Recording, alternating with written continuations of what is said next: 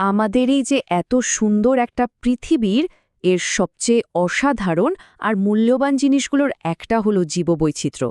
আসুন আজ আমরা এই বিষয়টা নিয়েই কথা বলবো আর চেষ্টা করব খুব সহজ করে ব্যাপারটাকে বুঝে নিতে। আচ্ছা, একবার ভেবে দেখুন তো, আমাদের এই পৃথিবীতে সবচেয়ে দামি জিনিসটা ঠিক কী হতে পারে? সোনা, হীরে নাকি অন্য কিছু? আসলে এর উত্তরটা হলো আমাদের চারপাশের জীবনের এই যে বিশাল আর অবাক করা বৈচিত্র্য, এটাই আমাদের গ্রহের আসল সম্পদ, আর এটাই আমাদের আজকের আলোচনার মূল বিষয়। তো চলুন শুরু করা যাক। প্রথম প্রশ্নটাই হলো, এই জীববৈচিত্র্য বা বায়োডাইভার্সিটি জিনিসটা আসলে কি?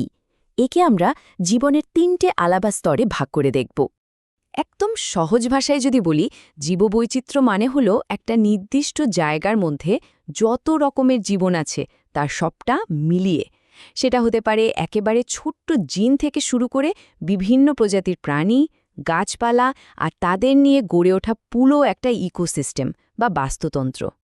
এই জীববৈচিত্র্যকে মূলত ৩টে স্তরে ভাগ করা হয়। প্রথমটা হলো জিনগত বৈচিত্র্য, মানে ধরুন একই প্রজাতির মধ্যে কত রকম ফের হতে পারে, যেমন নানা জাতের কুকুর বা বিভিন্ন ধরনের ধান। দ্বিতীয়টা হলো প্রজাতি বৈচিত্র্য, মানে একটা এলাকায় কত আলাদা আলাদা প্রজাতি, যেমন বাঘ, গাছ, মাছ একসাথে থাকছে। আর ৩ নম্বরটা হলো বাস্তুতান্ত্রিক বৈচিত্র্য, মানে কত রকমের পরিবেশ আছে, যেমন বন, মরুভূমি বা জলাভূমি। এখন মনে প্রশ্ন আসতেই পারে, এই যে এত রকম ফের, এত বৈচিত্র্য, এটা আমাদের জন্যে এত জরুরি কেন? কারণ এটা ছাড়া আমরা বেঁচেই থাকতেই পারতাম না। চলুন দেখি কিভাবে। এই কথাটা কিন্তু পুরো ব্যাপারটাকে এক লাইনে বুঝিয়ে দেয়। জীববৈচিত্র্য আসলে প্রকৃতির একটা লাইফ সাপোর্ট সিস্টেমের মতো, যা আমাদের বাঁচিয়ে রাখে। প্রকৃতি আমাদের মূলত ৪ ধরনের সেবা দেয়, যেমন ধরুন প্রভিশনিং, মানে যা আমরা সরাসরি পাই, খাবার, কাঠ, ওষুধ। আবার রেগুলেটিং সেবা হিসেবে জলবায়ু নিয়ন্ত্রণ করে, জল পরিষ্কার করে। সাপোর্টিং সেবা হিসেবে মাটি তৈরি করে দেয়। আর কালচারাল সেবা হলো প্রকৃতির সৌন্দর্য উপভোগ করা বা পর্যটন, যা আমাদের মনে আনন্দ দেয়। সুতরাং মূল পয়েন্টটা হলো, একটা ইকোসিস্টেমে যত বেশি বৈচিত্র্য থাকবে, সেই সিস্টেমটা তত বেশি স্থিতিশীল বা স্টেবল হবে, মানে যে কোনো সমস্যায় সহজে ভেঙে পড়বে না। কিন্তু একটা দুঃখের বিষয় হলো, প্রকৃতির এই অসাধারণ সম্পদ এখন মারাত্মক বিপদের মুখে। চলুন এবার দেখে নিই আমাদের এই জীবন্ত পৃথিবীর জন্য সবচেয়ে বড় হুমকিগুলো কি কি। এই হুমকিগুলোকে সহজে মনে রাখার জন্যে একটা মজার শব্দ আছে, হিপ্পো। না, এটা জলহস্তি নয়, এটা আসলে ৫টা প্রধান বিপদের প্রথম অক্ষরগুলো দিয়ে তৈরি একটা শব্দ। এখানে এইচ মানে হল হ্যাবিটাট লস, অর্থাৎ প্রাণীদের বাসস্থান নষ্ট হয়ে যাওয়া। আই হল ইনভেসিভ স্পিসিস, মানে এমন বহিরাগত প্রজাতি যা স্থানীয়দের ক্ষতি করে। প্রথম পি হল পলিউশন বা দূষণ, দ্বিতীয় পি হল মানুষের পপুলেশন বা জনসংখ্যা বৃদ্ধি, আর ও হল ওভার এক্সপ্লয়টেশন, মানে সম্পদের অতিরিক্ত ব্যবহার।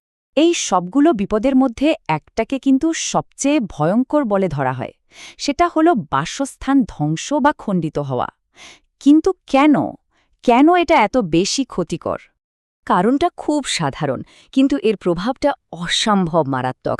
ভাবুন, একটা বড় জঙ্গল যখন ছোট ছোট টুকরো হয়ে যায়, তখন প্রাণীরা একে অপরের থেকে আলাদা হয়ে যায়। এর ফলে তাদের মধ্যে জিনের আদান প্রদান কমে যায়, আর ধীরে ধীরে তাদের বিলুপ্ত হয়ে যাওয়ার ঝুঁকি অনেক বেড়ে যায়। তো বিপদগুলো তো আমরা জানলাম, এখন কথা বলা যাক সমাধান নিয়ে। এই জীববৈচিত্র্যকে বাঁচানোর জন্য মূলত দুটো প্রধান কৌশল বা স্ট্র্যাটেজি নেওয়া হয়। সংরক্ষণের দুটো প্রধান রাস্তা আছে। একটা হলো ইনসিটু, যার মানে হলো কোনো প্রজাতিকে তার নিজের প্রাকৃতিক পরিবেশেই রক্ষা করা, যেমনটা আমরা ন্যাশনাল পার্ক বা অভয়ারণ্যে করে থাকি। আর অন্যটা হলো এক্সিটু, মানে কোনো প্রজাতিকে তার স্বাভাবিক পরিবেশের বাইরে এনে বাঁচিয়ে রাখা, যেমনটা চিড়িয়াখানা বা সিড ব্যাংকে করা হয়। এই দ্বিতীয় উপায়টা বিশেষ করে তাদের জন্য জরুরি, যারা বিলুপ্ত হওয়ার একেবারে শেষ পর্যায়ে চলে এসেছে। কিন্তু আমাদের সম্পদ তো সীমিত, তাই না? সব জায়গায় তো আর সমানভাবে চেষ্টা করা সম্ভব নয়। তাহলে প্রশ্ন হলো, আমাদের ঠিক কোথায় সবচেয়ে বেশি মনোযোগ দেয়া উচিত? এইটা বোঝার জন্য আমাদের একটা শব্দ বুঝতে হবে, সেটা হলো এন্ডেমিক প্রজাতি। এন্ডেমিক প্রজাতি মানে হল এমন জীব যা পৃথিবীর শুধুমাত্র একটা নির্দিষ্ট অঞ্চলেই পাওয়া যায় আর অন্য কোথাও পাওয়া যায় না। আর এই ধারণা থেকেই বায়োডাইভার্সিটি হটস্পটের আইডিয়াটা এসেছে। এর ফর্মুলাটা খুব সোজা। যেখানে প্রচুর পরিমাণে বিভিন্ন এবং এন্ডেমিক প্রজাতি আছে, আবার সেই জায়গাটা মারাত্মক হুমকির মুখেও আছে, সেই জায়গাগুলোকেই বলা হয় হটস্পট। আর সংরক্ষণের জন্য এগুলোই সবচেয়ে বেশি গুরুত্বপূর্ণ। IUCN নামে একটি আন্তর্জাতিক সংস্থা বিপদের মাত্রা বোঝানোর জন্য একটা রেড লিস্ট বা লাল তালিকা তৈরি করে। এটাকে বিপদের একটা সিঁড়ির মতো ভাবতে পারেন, যেখানে ঝুঁকি ধাপে ধাপে বাড়ে।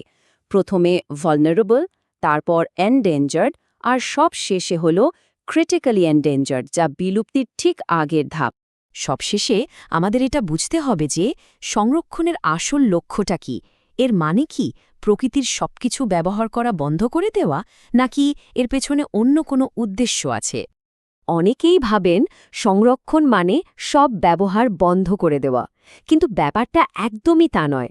সংরক্ষণের মূল কথা হল প্রকৃতির জিনিসপত্র এমনভাবে বুদ্ধিমত্তার সাথে ব্যবহার করা যাতে তা ভবিষ্যৎ প্রজন্মের জন্যও টিকে থাকে।